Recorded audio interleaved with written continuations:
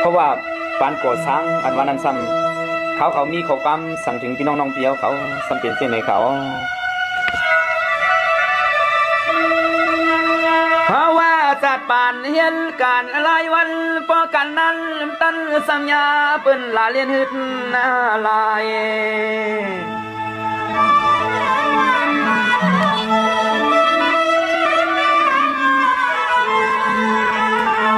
มังมาปอกมังท่าเห็นกว่ายอมเย้าเขาจะมีอย่าเห็นเที่ยงมา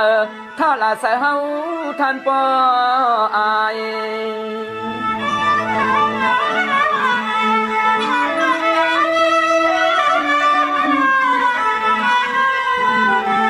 ไป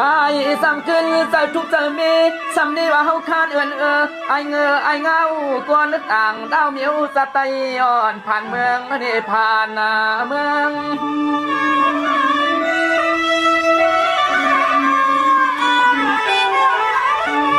มังเอาปอกแขนในป่าเลียดเทียนดินนึกแกนใส่คุณเวทดีเพียวเมียวลูกกินสร้างเฮาห่างปออำหันมึงกวางเทิง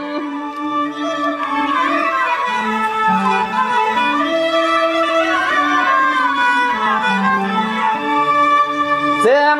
จัดปั่นลูกหลานปีล้อน้องเฮาในมันเมาต่อขันจ่อสู่แล้วเขามีตีนตอนหลอกละขันจ่อสู่แล้วเขามีตีนตอนหลอกละในนอ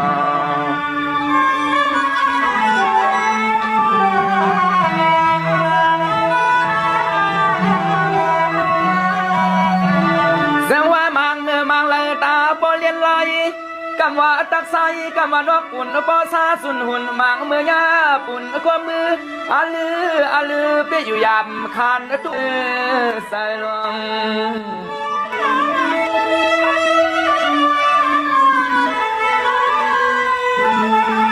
มังตีเปื่อนหลอกมังขอกเปื่อนอำใจปันกะยังเที่ยงเฮ็ดแจงโทแจงตำรวจมาจะทัด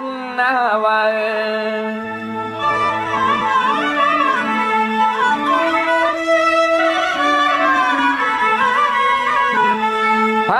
ก็เลยก็ขี้ยำยาเปิดมาตียอมตีนาซุ่มออบมากังเลียกเผือกตัวมาขอบกวางเมือง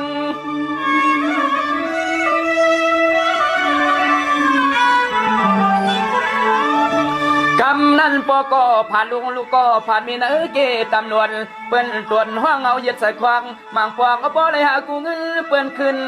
ถุดออกทวงฟางน้ำตาไหลย้ำ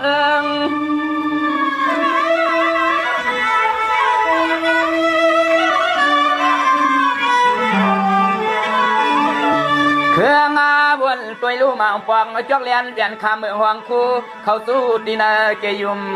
ยอมความไปเมียบมาเปียบตัวมาห้องหำแคบหิมข้างเวียงหลวงความไปเมียบเปียบตัวมาห้องหำแคบหิมข้างเวียงหลวงนั่นนอเขาหวานไปเขาเลยคำนาทำอยู่ซาซิมือว่าเปิดอะไรผ่านวันยันเมืองวันนั้นเป็นสิ่งไหนที่น้อง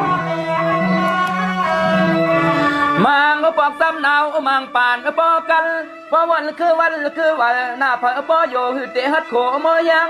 เป็นซ้ำหลอมมายังเปิดสิติยอมมากอบกำไรปองข่าวนั้นปอเล่ลืมมาเสือโคทวงใน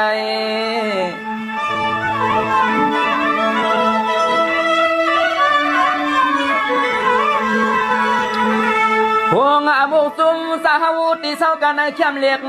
เผือกเนื้อนำเนื้อคาย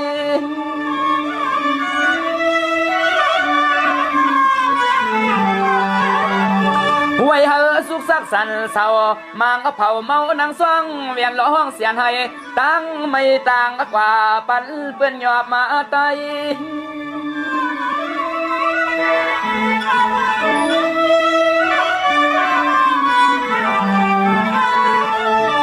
สายาได้ยิงเมื่อกินขักข่าวสาวเลยมาฮับกินสร้างเมืองเปื่อนหน้าต่างเอิงมังปอกปอเลยหมวกเสืองตัวเปียบจอมมัตยุม